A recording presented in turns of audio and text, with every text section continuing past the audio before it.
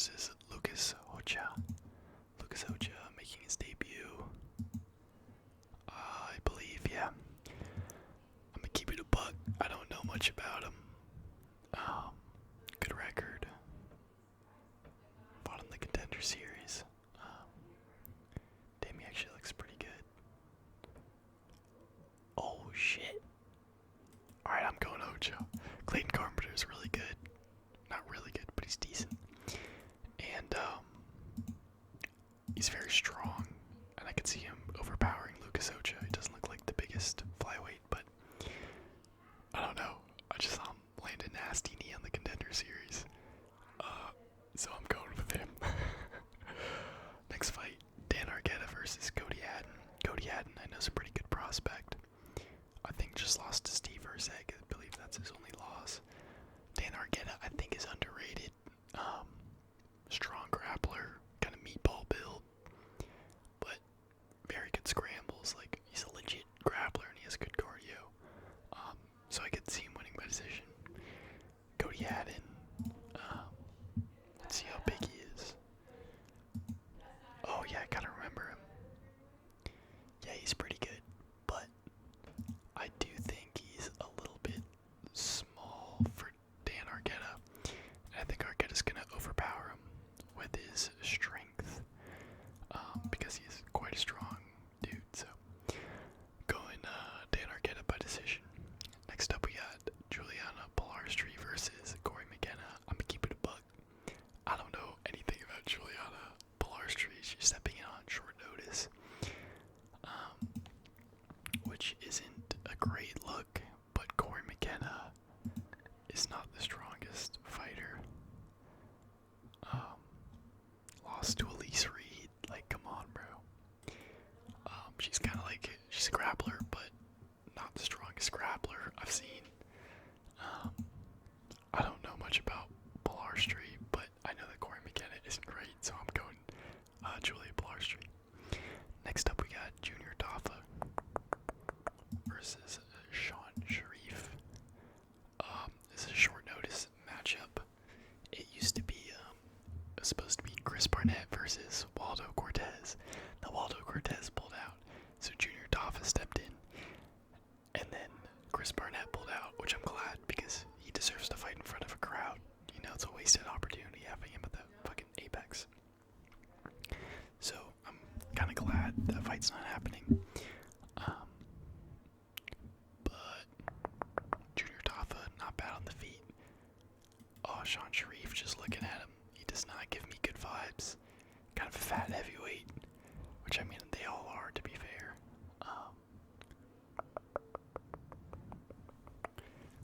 But it's gonna be hard to pick him based off of that very limited information. So I'm going with it. Junior Dafa by knockout. Next up we got Themba Gorimbo versus Nico Price. You know, I think this one is closer than people think. But the way I see Themba winning this one is using his grappling. He hasn't really used his striking in the UFC. All of his wins are from wrestling. And Nico Price is kind of an unorthodox, like wild kind of guy. And he does not have the greatest takedown defense, I believe. I do think on the feet it's kind of close, honestly. And I could see Nico getting one of his like weird finishes from an odd angle or like position. But I think Themba's just gonna like cage wrestle and probably get some takedowns. And just kind of control Nico Price for 3 rounds. But I do think it's a lot closer than people have it. People are saying Themba by like first round knockout. I think that's a little disingenuous to Nico Price. Nico's tough as fuck. He is tricky, and he's not the worst welterweight, you know. I think he was in the top 15 at one point, or maybe close to it. But yeah, I think people are underrating Nico Price. Beat Alex Morono his last fight. That's not a bad win. Even though Alex Morono's kind of hit or miss, and he didn't look great that fight, but still, that's not a bad win. And Themba Gorimbo has fought fucking Pete Rodriguez and Alvarez, who lost to Court McGee. Alright, so this guy isn't really battle tested yet. But I'm still gonna go Garimbo by 29-28 decision. Because I think he's just gonna wrestle him, and he is a decent kind of wrestler. So next up, a fight that I'm looking forward to. We got Jonathan Pierce versus Pat Sabatini. Two great grapplers. Jonathan Pierce is more of a grinder. He just like shoots and shoots and shoots and shoots until he gets a takedown, tries to take the back. And he is a pretty impressive grappler. He's got a ton of cardio, relentless pressure. Pat Sabatini, kind of similar, but a little bit more technical with his grappling. But he hasn't looked great on the feet, and neither has Pierce. And I think that's where this fight is gonna play out, is on the feet. So it's like, who do you think's gonna win on the feet? Pat Sabatini or Jonathan Pierce? I honestly don't know the answer to that question, but I feel like, how old is Pat Sabatini actually? He is 33, Jonathan Pierce is 32. I mean, Pat Sabatini had a lot of hype. I remember being really excited about him because he put together a good win streak and he was looking great. And then, I guess not against the best competition, but I don't know. I think this is like a pick'em fight. I think it's going to be very close. I think Jonathan Pierce is going to be a bit longer. And I kind of want to go Jonathan Pierce. But Pat's actually not that bad. But he did get smoked by Diego Lopez on the feet. Jonathan Pierce is kind of slow and doesn't hit very hard on the feet, so you know what, fuck it, I'm going Pat Sabatini, why not? He's the more technical guy. I think I'll beat him on the feet. 29-28. Next up we got CJ Vergara versus Ramazan Bektarimov.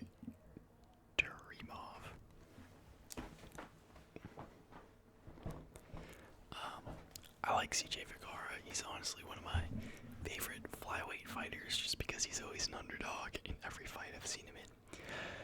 Was like plus 300 on the Contender Series, and he like beat the guy with a nasty knee. It was really impressive, and he just kind of like a soft body, but he shows up, man. He fucking scraps, and his Muay Thai is pretty good.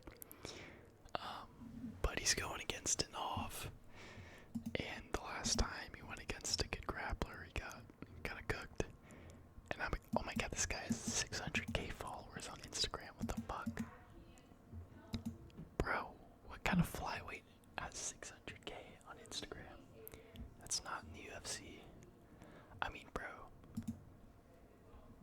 What the fuck? Like, he just looks like a fucking menace, dude. Like, this guy looks fucking scary. I can't pick against this guy. I'm gonna keep it a buck. I don't understand why he has so many followers. But either way, he just looks fucking nasty, bro. And I love CJ Vergara, but I think it's gonna be a tough one for him to win. He's from Kyrgyzstan, I think, maybe. Trains in Thailand. Yeah, I mean, he's just got aura, bro. And I'm going with the guy with aura, even though I like CJ Vergara. So I'm going Tarimov by submission, second round. Next up we got supposed to be Abdul Razak Hassan versus Josh Fremd, which I was very excited for because even though they both kind of suck, I think it would have been a very fun fight. I think somebody would have gotten finished. Unfortunately, Josh Fremd missed weight, so we're not seeing that one, but we got Daniel Rodriguez versus Alex Morono as the first fight. I think this is also close to a pick'em. I do think D-Rod is a bit better, though. I think he's like minus 170 worthy better than Alex Morono. Had a close, not really a close fight, but he did put up a good fight against Gastelum. I think he's on the verge of those like top 15 fighters, but not quite top 15 level. And the same could be said about Alex Morono, but Morono's just very inconsistent. This is, again, short notice for him. It all depends on which Morono shows up. If we get the good version of Morono, I think he makes his fight very close and possibly edges out the decision. But D-Rod's clean. He has good boxing. He's pretty long. He's got long limbs. I don't see Morono grappling. And I don't know, he's just a bit more technical. A lot more straight shots down the middle on the feet. So I think he's just a little bit of a level above Morono. So I'm going to go D-Rod by decision. Next up we got Grant Dawson versus Rafa Garcia. I'm going Grant Dawson. Rafa's actually not as bad as I remember him to be. He had a pretty close fight against Dakar Close, who's not bad and has been looking very good recently. He's very strong and kind of a shorter, muscle-bound guy, which I think could be difficult for Grant Dawson because Grant Dawson he loves a single leg, and it's hard to get single legs on those fucking stocky dudes. And Rafa is a pretty good grappler. He's very strong and has decent technique, a lot of submissions, I think, on his record. But, I mean, this is such a weird matchup. I don't know what the UFC's doing. Maybe Rafa could land a big overhand, although I haven't been impressed with his stand-up at all. But it's just weird matchmaking. Like, Grant Dawson just won against Joe Selecki. Why is he fighting fucking Rafa Garcia? Makes no sense. I want to see him against someone legit in the top 15. But either way, I think Grant Dawson maybe struggles early. A lot of wall wrestling. Doesn't find the takedown, and then in round 2 starts having success. Maybe takes the back and gets the submission by round 3. So I'm going Grant Dawson round 2 or round 3 submission. We'll say round 3 as the official pick. Next up, we got Chidi and Jaquani versus Jared Gooden. Chidi's less than a minus 200 favorite, which I think is kind of insane, because this guy beat Michael Morales on the fucking Contender Series. He's really good, beautiful Muay Thai, super clean striker, great elbows, knees, and he's one of my favorite fighters to watch on the feet. He's just very entertaining. I absolutely love his style. Very technical, sharp.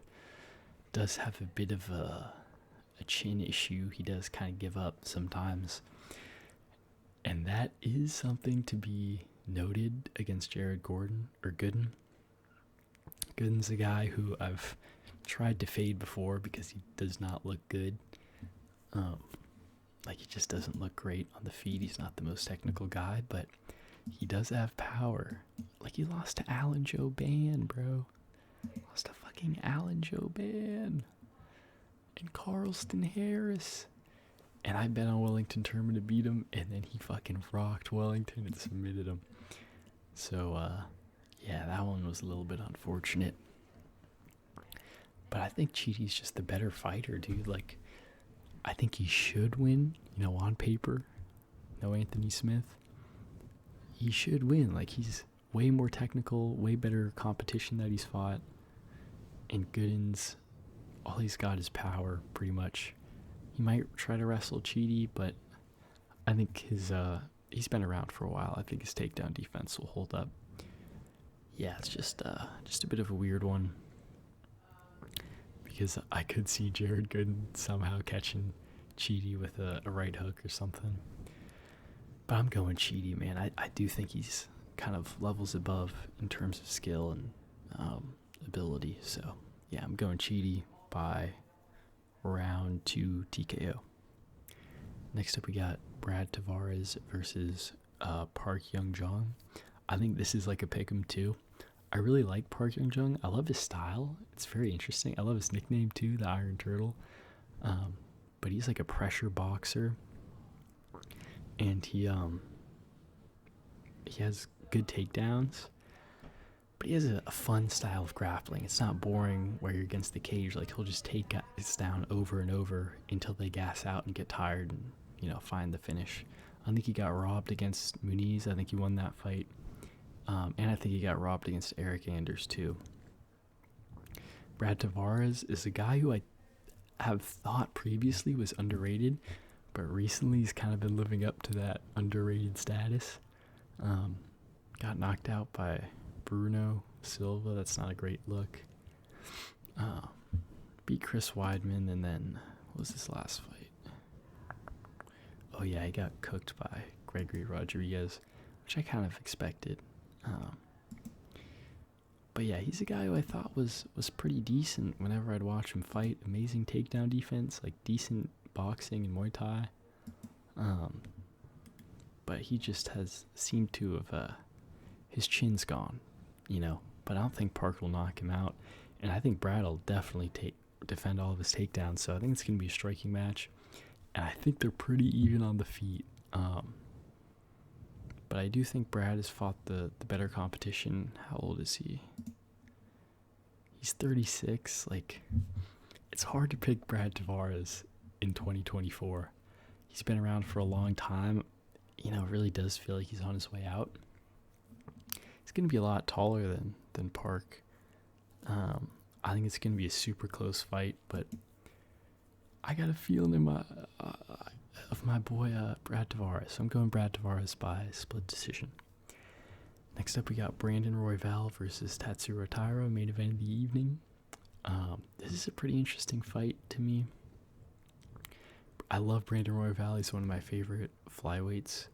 Unfortunately, as the competitions got better, he's kind of shunned away from his usual fighting style of throwing spinning elbows and crazy shit, just really going for it no matter what. He's gotten a bit more technical and, you know, on the back foot. That being said, he does have great grappling. Like, his submissions are really dangerous, but he has zero takedown defense. Like, he just doesn't care. If he gets taken down, he likes to scramble. And I think, like, that's the only thing that makes me worried. I think over 5 rounds, he'll do better against Taira. I think he's going to be a lot longer, and I think it'll be closer than people imagine, but I think he'll beat Taira on the feet. It's just the takedown defense that worries me. You saw it against Pantoja. He tried to scramble and do a million Granby rolls, and Pantoja just followed him and got that rear naked choke in. And I could see something similar happening with Taira. But I do think Royval by decision is a very plausible outcome here, because I do think he beats him on the feet. And he just beat Brandon Moreno. He's been looking good recently. It's a big step up in competition for Taira. Taira hasn't been like an absolute monster or anything, but he does look most improved as of recent. I think this should be like a pick'em, maybe Taira a slight favorite. But it's hard to pick, man. It's again one of those fights that's really like a pick'em to me. But I think I'm gonna